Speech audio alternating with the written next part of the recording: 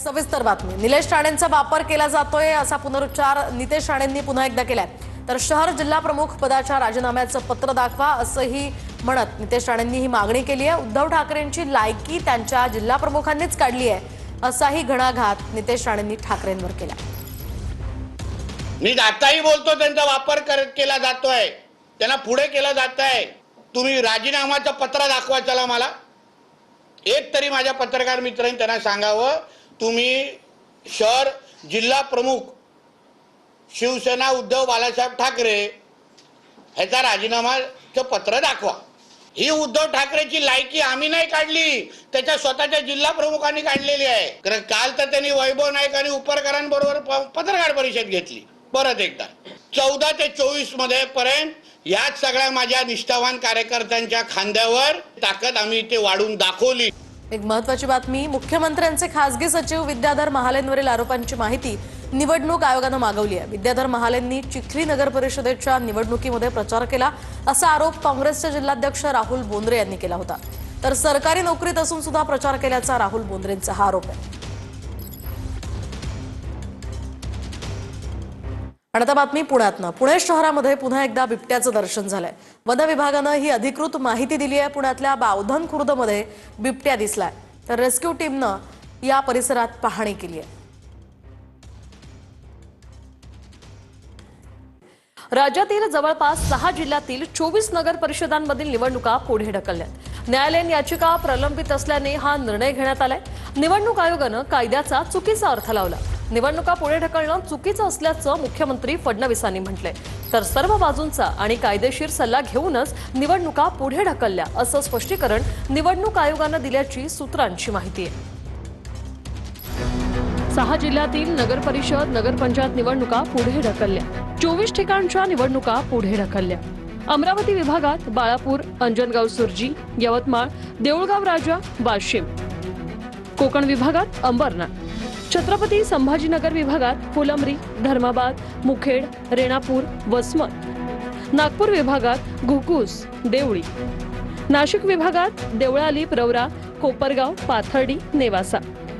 पुणे विभागात बारामती, फुरसुंगी, उरळी देवाची, महाबळेश्वर, फलटण, मंगळवेढा, अनगर। नगरसेवक पदाच्या निवडणुका रद्द। अमरावती 187, छत्रपती संभाजीनगर 144, पुणे 143, नाशिक 120, कोकण 69, नागपूर 68। नगरपालिका नगरपंचायत निवडणुकीचा सावळा गोंधळ। घोषणा 288, बिनविरोध 2, स्थगित 24। उद्या मतदान 262 जागांसाठी। सर्व बाजूंचा विचार करून आणि कायदेशीर सल्ला घेऊनच काही निवडणुका पुढे ढकलल्याचं राज्य निवडणूक आयोगानं स्पष्टीकरण दिल्याची सूत्रांची माहिती आहे। एकूण 24 नगरपालिका आणि 150 सदस्यांच्या निवडणुका 20 डिसेंबरला होणार आहेत। या निवडणुकांवर परिणाम होणार नसल्याचं राज्य निवडणूक आयोगाचं म्हणणं आहे। निवडणूक आयोगाचं म्हणणं काय तेही पाहूया। 17(1)ब तरतुदीनुसार एका उमेदवारानं कोर्टात अपील केल्यास अर्ज मागे घेण्यासाठी ठराविक वेळ देणं गरजेचं आहे। अन्यथा संपूर्ण निवडणुकीवर परिणाम झाला असता आणि निवडणुका स्थगित कराव्या लागल्या असत्या। नियम क आणि ड प्रमाणे निवडणुका पुढे ढकलल्या। नगराध्यक्ष पदासाठी जनतेमधून नगराध्यक्ष निवडून येणार, त्यामुळे तिथं एकदाच मतदान होणार आहे। काही प्रभागांच्या निवडणुका पुढे ढकलल्यामुळे प्रभागातील निवडणुकांसाठी दुसऱ्यांदा मतदान करावं लागणार आहे। जिथे जिथे निवडणुका पुढे ढकलल्या आहेत त्या ठिकाणच्या 24 निवडणुका अधिकाऱ्यांना जिल्हाधिकाऱ्यांमार्फत अहवाल सादर करण्यास सांगितलं असून कारणे दाखवा नोटीस पाठवण्याची सूत्रांची माहिती आहे। पुढे ढकललेल्या निवडणुकांमध्ये नव्यानं उमेदवाराला अर्ज भरता येणार नाही, फक्त अर्ज मागे घेता येणार आणि चिन्ह वाटप आवश्यकतेनुसार होईल। निवडणूक आयोगाने कायद्याचा चुकीचा अर्थ लावलेला आहे। या निवडणुका रद्द करणं हे अत्यंत चुकीचं आहे। कुठला कायदा निवडणूक आयोग काढताय, कुठला कोणाचा सल्ला निवडणूक आयोग घेताय याची मला कल्पना नाही। मी अनेक वकिलांशी देखील बोललो, त्या सगळ्यांचं मत आहे की अशा पद्धतीनं या निवडणुका एखादा व्यक्ती कोर्टात गेलाय म्हणून पुढे ढकलता येत नाही। आता पुन्हा म्हणजे हा त्या कॅन्डिडेट्सवर किती अन्याय, ज्यांनी प्रामाणिकपणे सगळ्या गोष्टी केल्या आणि आता उद्या निवडणूक आहे, आज तुम्ही पोस्टपोन करून टाकता. त्यांचे श्रम, त्यांची मेहनत, या सगळ्या गोष्टी गेल्या वाया. आता 15-15, 20-20 दिवस पुन्हा त्यांनी प्रचार करायचा, हे मला असं वाटतं अतिशय चुकीचं आहे. नगरपालिका निवडणुकीची रणधुमाळी सुरू असताना महायुतीत वादाचे फटाके फुटतात. शिंदेच्या शिवसेनेकडूनच युती धर्म न पाळण्याची सुरुवात झाल्याचा आरोप भाजपच्या नवनाथ वन यांनी केलाय. तर आम्ही युती धर्म पाळतोय असं नरेश मस्केंनी म्हटलंय.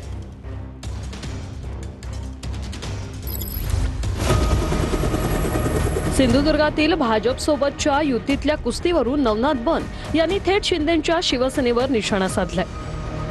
शिंदेच्या शिवसेनेकडूनच युती तोडण्याची सुरुवात झाल्याचं म्हणत नवनाथ बन यांनी टीका केली.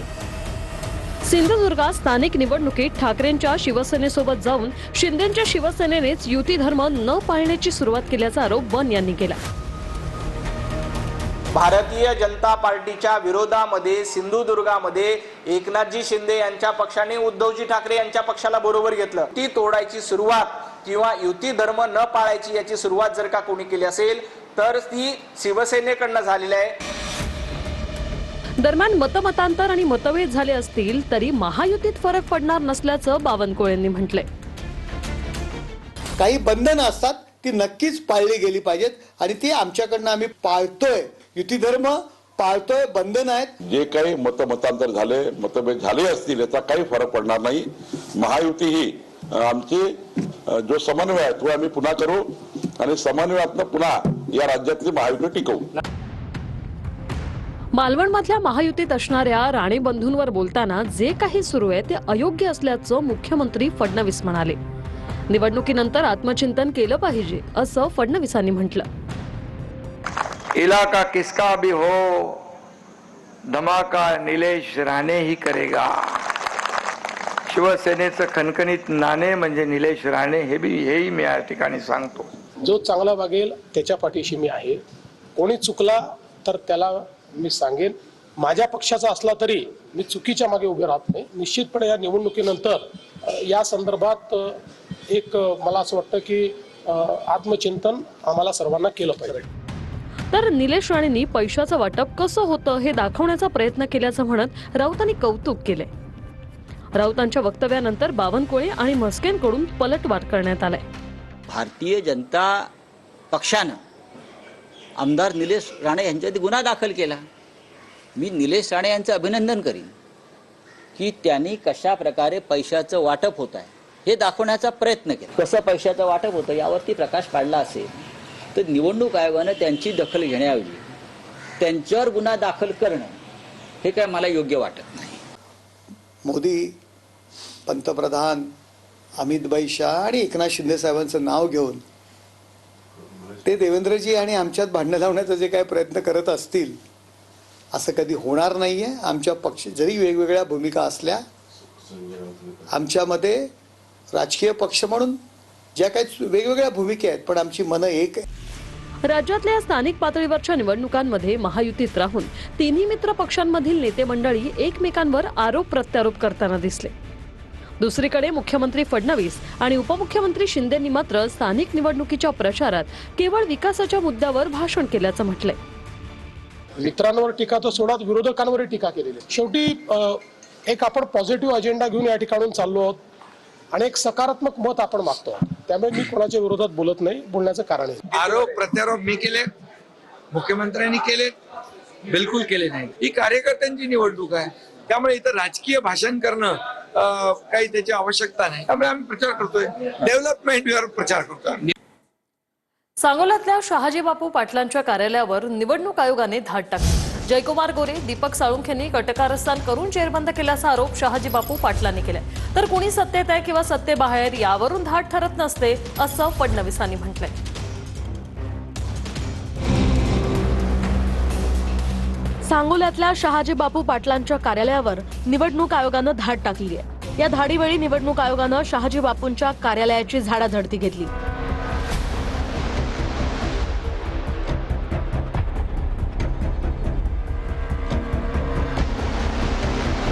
धाडीवेळी आपल्यासह कार्यकर्त्यांना निवडणूक आयोगाचं पथक आणि पोलिसांनी स्थानबद्ध केल्याचा आरोपही शहाजी बापूंनी केलाय. या कारवाई मागे मंत्री जयकुमार गोरे आणि माजी आमदार दीपक साळुंखे पाटील असल्याचा दावा सुद्धा शहाजी बापू पाटलांनी केलाय. तर हे बहुतेक पालकमध्ये जयकुमार गोरे आणि माजी आमदार दीपक साळुंखे यांनी कट कारस्थान करून सभा संपल्या मला जेरबंद केलं.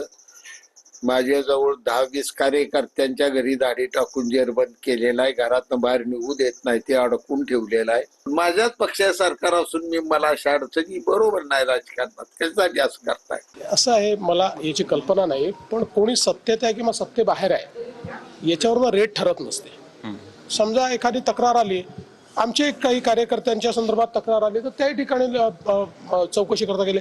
शहाजी बापूंच्याकडे जी काल या ठिकाणी धाड झाली, खरं तर हे अपेक्षित होतं का आणि तुम्हाला या सगळ्याबद्दलची काय भूमिका आहे? नाही ती काय चौकशी होईल आणि त्याच्यामध्ये काय एवढं सिरियसली घेण्यासारखं नाहीये. शहाजी बापूंच्या कार्यालयावर धाड पडल्याची बातमी कळताच शहाजी बापूंच्या पत्नीला अश्रू अनावर झाले. याच वेळी शहाजी बापूंनी फोनवरूनच पत्नीची समजूत काढली. काय नक्की तुमच्या भावना? रडत बसू नको. हॅलो, काय जात नाही का? बस रडू नको. आले ती पोलीस येते जाते, तुला रडाय काय झालं? शांत हो, ग बस. सांगोल्यात फक्त शहाजी बापूंच्याच नव्हे तर आमच्याही कार्यालयावर धाडी पडल्या आहेत, असा दावा दीपक आबा साळुंखे पाटील आणि बाबासाहेब देशमुखांनी केलाय.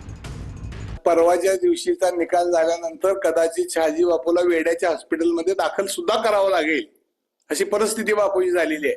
छापेमारी झाली ती काही एकट्या कार्यालयावर नाही, आमच्याही पक्ष कार्यालयावर झाली. माझ्याही कार्यालयात येऊन तपासून गेले. पण आम्ही काय असं रडत बसलो का? तुम्हाला सांगितलं, त्याच्या इतका स्टंट करायला या राज्यामध्ये दुसरा कोणीच नाही. बापू तो मुद्दा करून भावनिक होऊन मतदारांसमोर मत मागण्याचा प्रयत्न करतायत. बऱ्याचशा वेळा आबासाहेबांचं नाव घेऊन भावनिक करण्याचा प्रयत्न करतायत, पण इथली सांगोल्यातली जनता ही सुज्ञ आहे. अशा भूलथापांना इथली सांगोल्यातली जनता बळी पडणार नाही. सांगोल्यात शहाजी बापू आणि जयकुमार गोरेंमधला वाद आता चांगलाच पेटलाय. रविवारच्या सभेत शहाजी बापूंनी गोरेंवर टीका केली होती. त्यानंतरच झालेली ही कारवाई शंका उपस्थित करणारी आहे, असं संजय शिरसाटांनीही म्हटलंय. कशासाठी फडणवीस गोऱ्याला करून टाकलं पालकमध्ये? सगळ्या सांगोला जो सोडा, सगळ्या अख्ख्या जिल्ह्यातले वाटोळ करून या माणसाने टाकलं. शहाजी बापूंनी 2 दिवसापूर्वी जे काही स्टेटमेंट दिलं त्यानंतर झालेली कारवाई यावर शंका घेण्यासारखं निश्चित आहे. याबद्दलचं गांभीर्य समजून एकनाथ शिंदे साहेबांनी त्याची दखल घेतलेली आहे. शिंदेची शिवसेना जी आहे ते म्हणतात, मुळात शिंदेची शिवसेना म्हणायला मी तयारच नाही पहिल्यापासून. आणि शिंदे सेनेचा कोथळा हे अमित शहाच काढणार आहे. हे माझं वाक्य तुम्ही लिहून ठेवा. शहाजी बापूंच्या कार्यालयावर पडलेल्या धाडीनंतर विरोधकांनी ट्विट करत टीका केली आहे. गुवाहाटीला जाताना झाडी डोंगर हॉटेल गोड लागले. आता भाजप विरुद्ध ब्र शब्द उच्चारला की छाप्याची मालिका सुरू झाली. खाताना ऊस गोड लागला, आता तोच ऊस पेकाटात बसतोय. ओके मध्ये आहे असं म्हणावंच लागेल आता बापू, असं ट्विट अंबादास दानवेंनी केलंय. सोलापुरातील बहुचर्चित अनगर नगरपंचायतीच्या अध्यक्षपदाची निवडणूक स्थगित करण्यात आली. राजन पाटलांसाठी हा धक्का मानला जातोय. सुधारित निवडणूक कार्यक्रमानुसार पुढील कार्यवाही होणार असल्याचं जिल्हाधिकाऱ्यांनी स्पष्ट केलंय.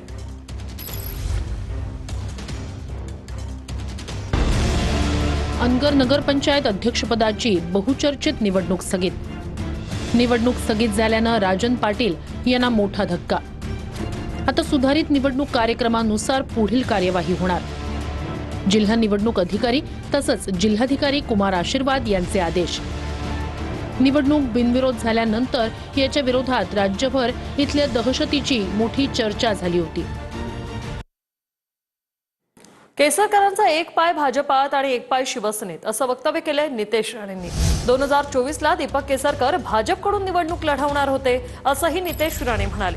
तुम्ही भाजपवर बोलता, तुमचे एकनाथ शिंदे आमच्या अमित शहांना भेटतात असंही नितेश राणे यांनी म्हटलंय. नारायण राणे आणि माझं नेतृत्व संपवण्याचा कट असल्याचं वक्तव्य काल केसरकरांनी केलं होतं. यावरून आज नितेश राणेंनी केसरकरांवर निशाणा साधलाय. त्यांना नेतृत्व संपवायचं आहे, त्यांना राणेसाहेबांचं नेतृत्व संपवायचं आहे, माझं नेतृत्व संपवायचं आहे आणि त्यांना स्वतःचं नेतृत्व एस्टॅब्लिश करायचं ह्या जिल्ह्यामध्ये. हे कोण आहेत त्यांचं मी नाव घेणार नाही, पण तुम्ही त्यांना चांगलं ओळखता. काय मिळवता ते? आणि पैशाचा वर्षाव करून कोणाला शिकवतायत? आमचे फडणवीस साहेबांबरोबर, अमित शाह साहेबांबरोबर, दीपक केसरकर साहेबांचे एवढे चांगले संबंध आहेत. त्यांचा एक पाय भाजप, दुसरा पाय शिवसेनेमध्ये आहे. ते 2024ला भारतीय जनता पक्षाच्या वतीने लढवणार होते आमदारकी. विचारा हा की नाही आमचे दीपक केसरकर साहेब.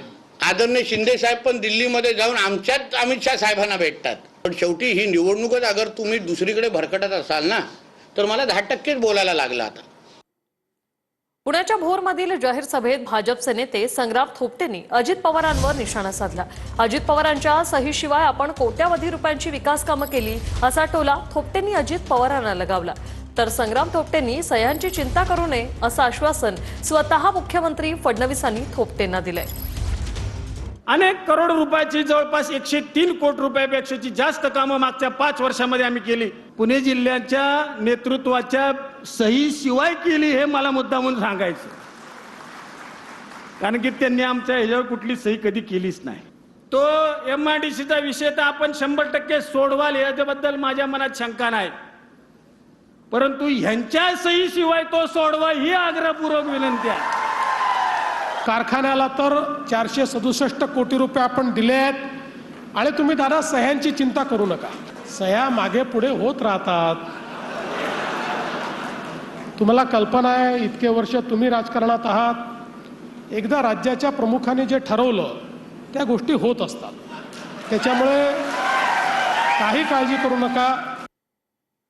शिंदेचे 35 आमदार फुटणार, संजय राऊतांचा हा दावा. आमदार फोडण्याचं काम सुरू आहे, त्यासाठीच चव्हाणांची नेमणूक असं राऊतांनी म्हटलंय.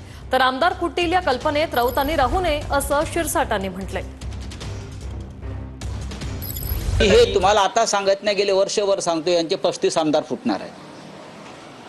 ज्या पद्धतीनं त्यांनी शिवसेनेच्या बाबतीमध्ये गुप्त ऑपरेशन तेव्हा केलं आणि आमचे आमदार, त्याच पद्धतीनं आता शिंद्यांचे आमदार फोडण्याचं काम अगदी व्यवस्थित सुरू आहे. रवींद्र चव्हाण हे भारतीय जनता पक्षाचे प्रदेशाध्यक्ष आहेत. त्यांची नेमणूक खास त्यासाठीच केलेली आहे डोंबिवलीतून. त्यांना वाटत असेल की दिल्लीचे 2 महान नेते आमच्या पाठीशी आहेत, ते कोणाच्या पाठीशी नसते. त्यांनी माननीय हिंदू हृदय सम्राटांच्या शिवसेनेच्या पाठीत खंजीर खुपसायला मागे पाहिले नाही की ते शिंदे कोण. ही जी काय कार्यपद्धती जर शिकायची असेल तर आमच्याकडून शिका ना.